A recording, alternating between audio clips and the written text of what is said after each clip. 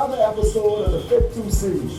Today we'll be talking to a wife, a mother, a daughter, a grandmother, Miss Power of Her. Please welcome to talk about what it means to be fit to inspire, Duquesa Dean.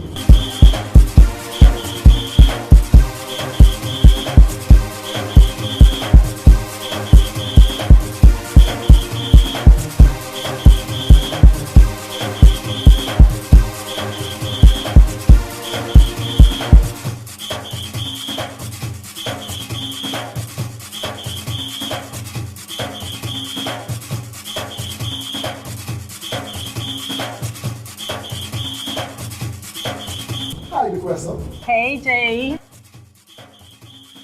So, Duquesa, thanks for joining us. Tell us about your fitness journey. It's been a journey. I'll say that it's been a journey. There have been moments in my life where I was more committed to it than others. Even now, in this spectrum of my life, I find that it's Can we pause a minute? Sure. The reality is, once you're talking, you have to stay working. It's not like, so my journey, and then I stop. So let's go, continue. Okay. Okay, now, So- right. I rest when you talk, Okay. you rest when I talk. Okay, so my fitness journey has been just that, a journey, Yes. right? It's been ongoing. There have been times when I was more consistent at it than others. The only thing that I wouldn't say the only thing, but one of the things that I pat myself on the back for is that I never gave it up. Just continued. Like yesterday, walked on the treadmill. Most days I walk on the treadmill for no less than 30 minutes, and I add squats or because of my rotator cuff injury, I don't do a lot of upper body, but I'm still in movement. Okay, so you're still making sure you get something in. Yes. Okay, still chasing the fitness dream. Yes. All right, awesome. We're talking about what it means to inspire. I know you mentor so many young ladies here and abroad. Tell us what it means to be fit to inspire. Being fit to inspire means that you're mentally in the game, having a no matter what attitude about getting from where you are to where you want to be. And for every woman, that's a different journey. Not everyone wants to go to the same destination. And it really takes going inside of you to figure out your why. Why do I want to do this? What difference will it make in my life? But going beyond that, to do something bigger than you. How does this impact the world, the women in the world? How does it inspire them to be more, to do more, to just live life on their own terms? Okay, I like that. Then the journey is different for everyone. So like back in the days, I don't know, I'm pretty sure I'm dating myself. They used to say back then, paint your window black. Don't watch nothing. So you follow your own dream, your own destiny, and your own goals. Yes. Here's the thing. Here's the challenge I have. The question. There aren't many challenges to have with you, but here's one of the challenges I have. You're all about woman empowerment. That's not a bad thing. That's an excellent thing. I'm down with that. But what about men? Like I feel aware. Like I never let's get the man involved. Let's empower the man. Let's make sure men are feeling right. I don't get that. What's going on? Help me understand why you are neglecting this section of humanity. And you sound so passionate. I'm passionate about it because the word on the street is mentorship by you is to be desired. You should inspire to be mentored by someone of your hue.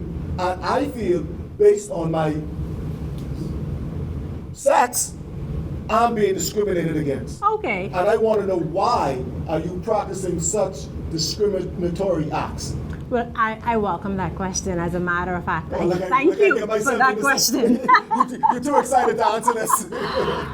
From my perspective, the words, I don't know what I'm supposed to be we're not sitting in doing. the bed. Straight leg. Straight leg. One leg up. Oh, Don't Lord, bend you're the trying knee. to kill me. Oh, yeah. Trying to kill my mother, one good daughter. But back to your question. The hand that rocks the cradle rules the world. And in most instances, the hand that's rocking the cradle is a woman's hand. Women give birth. Women at the time of conception, they carry the dream, they carry the birth, they carry the baby. And so my focus on women is not neglecting men. My focus on women is helping them to understand their overall role in creation, but also to be that whole person to give birth to men, to nurture men, to support men, to encourage men. So by making women better, we have a greater opportunity to pour into our men, to be that Proverbs 31 woman, to help him build his empire, maintain his empire, build himself. So it's not just a single focus of, oh, she's just helping women, because by extension, I'm helping women, men, boys, and girls. Oh, awesome. So you're saying you're making sure you teach them how to cook and clean to support men? Well, not just cooking clean. Not just cooking clean, because I think that's not a gender role. But I think it's more about giving them mental freedom, emotional freedom, and also one of the biggest challenges between men and women is how to communicate and relate. Men are logical, women are emotional. How do we bridge that gap? And helping women to understand that men don't necessarily know how to tap into the emotion, and if we give them a safe space. And we can only give them a safe space when we feel safe, when we are safe. And learning how to soothe ourselves, how to affirm ourselves, how to validate ourselves will help to give the man a safe space to express himself in. That's awesome. See, now I can sneak in some mentorship from you. You said that women need a safe space. In order to give men a safe space, women need a safe space as well. How can we as men provide a safe space for these women? Well, I think women need to provide that to themselves first before a man can give it to them. We have to go inside, because in every woman there's this void in their chest. We dump all of our emotional trauma in this receptacle that sits in our chest. God, my inner circle, you all dump that as soon as we walk through the door on us. No. It festers in our chest for a while before we release it. Getting to a safe space is actually going into that vault of emotions, disappointments, trauma, setback, and healing them. Seeing what the experience taught us, why it happened, what role we played, releasing the people in our lives who were either tasked for nurturing us and didn't, who took advantage of us, but also releasing ourselves for not standing up for ourselves, for not doing the things that we wanted, but being influenced by other people to do what they want. So we have to heal ourselves first. And then when we do that, the man can give us the freedom to express ourselves, because we're establishing an atmosphere where we're speaking not just from emotion and hurt, but we're speaking with more clarity. We're speaking more as a carefrontation, more than a confrontation. Oh, look.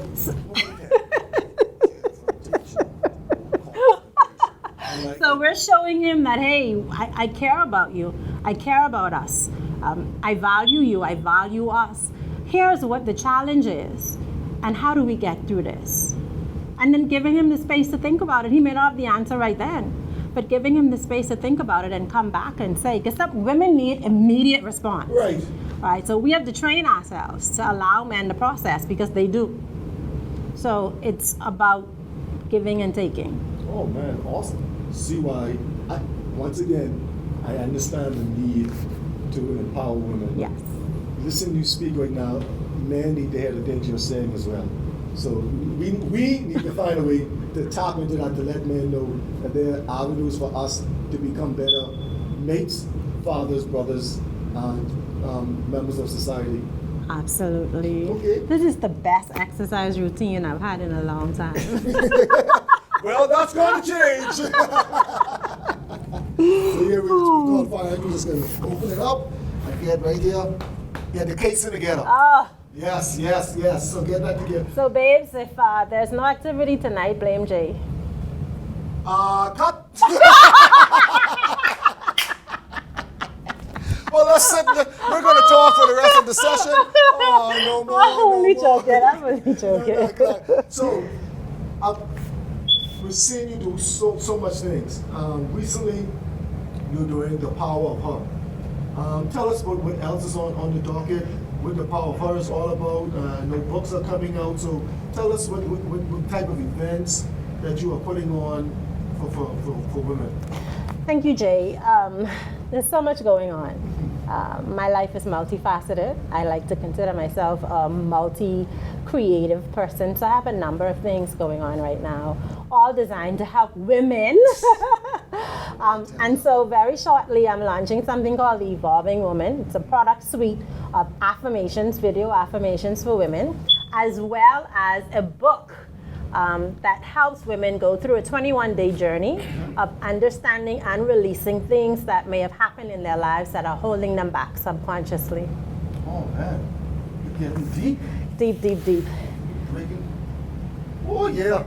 Oh yeah. Is there any anticipated, estimated time of release for the book? Yes, we actually have our launch party on September 19th. All right. So that's just in a few weeks. We're launching a magazine, a digital magazine, featuring some wonderful women contributors. We're launching the 21-day video affirmation series. We're having the ebook for the affirmations, powerful affirmations for women to stand and really affirm and validate themselves. We too often wait for other people to validate us, and so it's an important lesson that when we affirm ourselves, we provide ourselves with stability, because we don't look for it externally. When we look for it externally, we're on an emotional roller coaster. So, may I offer another suggestion? Sure. When you find this internal stability, can we have one or two male writing editors to put this stability to the test, to see, to bump those up? Because I'm looking out for the man the other day. I know what your role is. I know what your role is, and I appreciate your role, but sometimes I think we're left behind. I know, it's a man's world, but things are changing, man. This is a new age, man, Okay, so initially, when we started The Power of Her, we only had women speakers. But for the last 2 years, we've incorporated male speakers because women need to hear men's perspectives as well. So we had Harrison Thompson and Pastor Mario, and you're also slated to speak at one of our upcoming conferences so that we get the male perspective. So I want to just reassure you that I'm not against the man. I'm working for the man. Yeah, I'm definitely saying it in jest because I understand what you're doing. You're focusing on the core of a woman to build up to be a better contributor. Yes. And you're not neglecting men, but sometimes we have to work on ourselves before we can help others do anything else. So that's awesome. Have either offer you mango or canal? Mango. That's any type of mango, hairy mango, mangola. No, I don't like the hairy ones. I don't like picking things on my teeth. So, I like the mangola. Okay. You like the mangola. A book or a Kindle? Book. I like to write and highlight and draw lines, and I want to feel it. You think it's an age thing? Because I like it too. I think so. I think it's.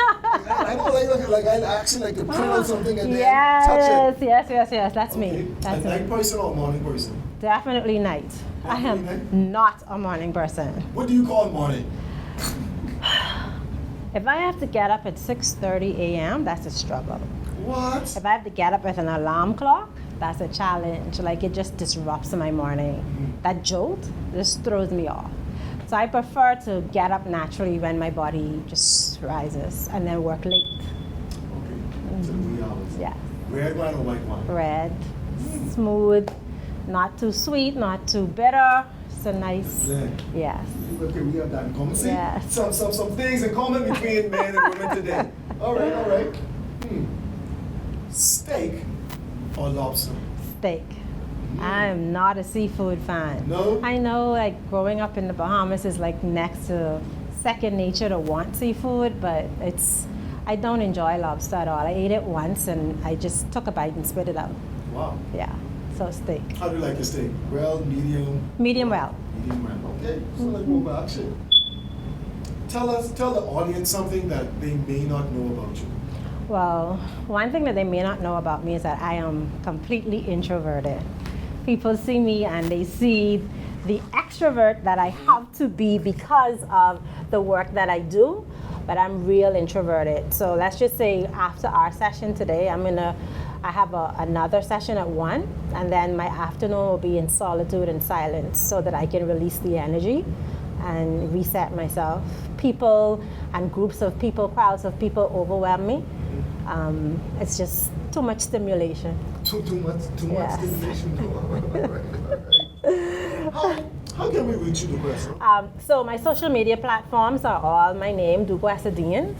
I'm on Facebook, Instagram, LinkedIn. My email address is duquesa@duquesadean.com. My website is duquesadean.com. Everything Duquesa. It's my brand. It's who I am. It's my God-given identity. Why not use it? I thought I introduced you as Duquesa Dean. Yes. Well, you said I got married in February. Okay. Right. So I've already established the brand of Duquesa Dean. So now I'm in the process of recreating the platforms with Bain and transitioning to my married name. So we're transitioning? Yes, we are transitioning. Okay. But this thing I have to go with sense. So, also, you talk about women, and I've been clowning and saying how you neglected men, but you don't always focus on women. You actually focus on mentoring younger kids. Yes, I do. And tell us about that program. Well, Transition Mentorship Program, and I'm so happy for this break. I'm exhausted. So Transition Mentorship. I was thinking Dean and Bean. So, okay. Powerful. Transition Mentorship Program was birthed because of a troubled teen years of my life. I struggled as a teen, not being taught the value of self-esteem or having self-value or characteristic traits that would be needed to be a successful citizen. And so Transition Mentorship Program was really born for that. We mentor boys and girls. Yes. We have some awesome programs like My Daddy and Me, which is a daddy-daughter date night. We have our Man Up program, which is a mentorship program for boys, teaching them, all male panel, teaching them about all things male, right?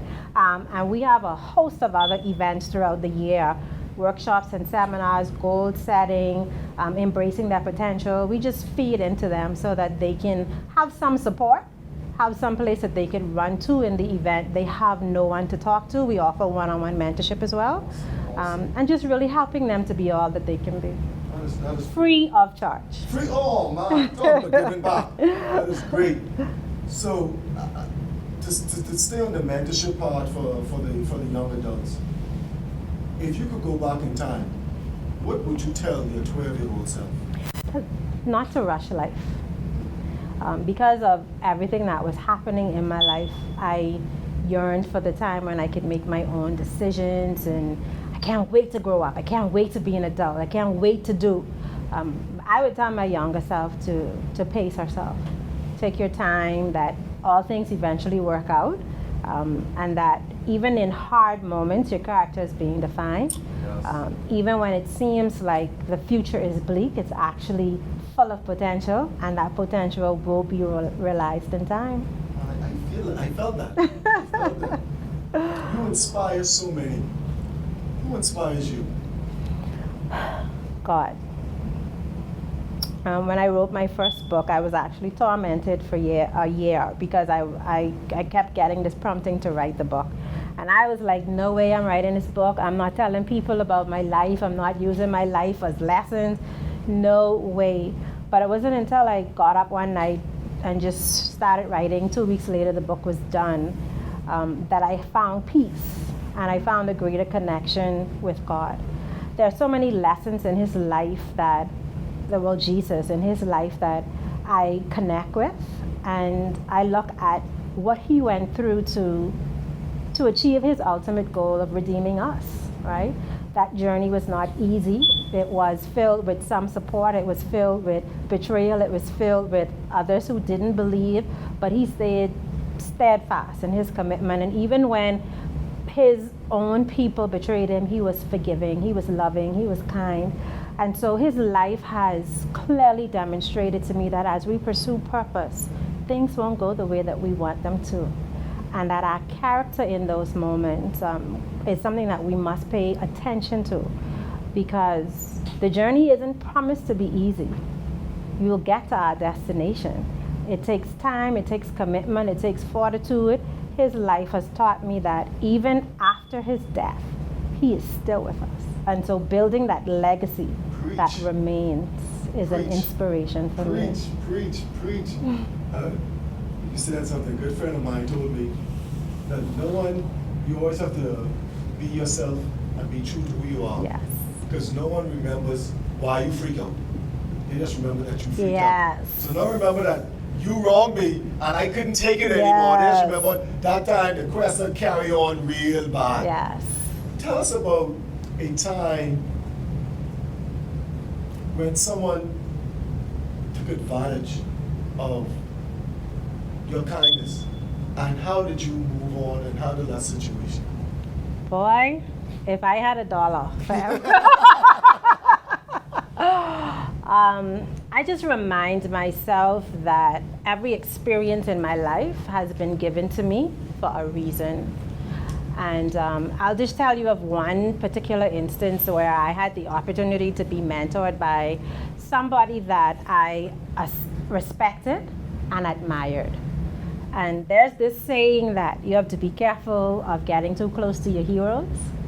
And that experience was an experience where she actually exploited my talent, took advantage of my kindness, and didn't deliver on her end of the bargain. But I walked away from the experience feeling disappointed that my superhero taught principles that she didn't live by, but also with the lesson that God provided me with the opportunity to work closely with her so that I see what not to do when I get to the pinnacle of my success. Yes. Help those that Yes. can take advantage. Thank you, man. Duquesa, it's been awesome talking to you today. I had a great time. I feel inspired. I felt, that my cup has been filled from your words, from the way you deliver the words, your kindness. You could get a good sense of what you're saying. So I have been inspired Thank to you. be a better person. Thank you. And thank you for this tiring workout. And they say women don't fake. Thank you so very much. Thank you for Jay. coming. Ladies and gentlemen, tune in next time when we're going to have another exciting guest who's going to be talking about their fitness journey and ways to help us to become better members of society. Thank you. Tune in next week. Thank you, Professor. Bye.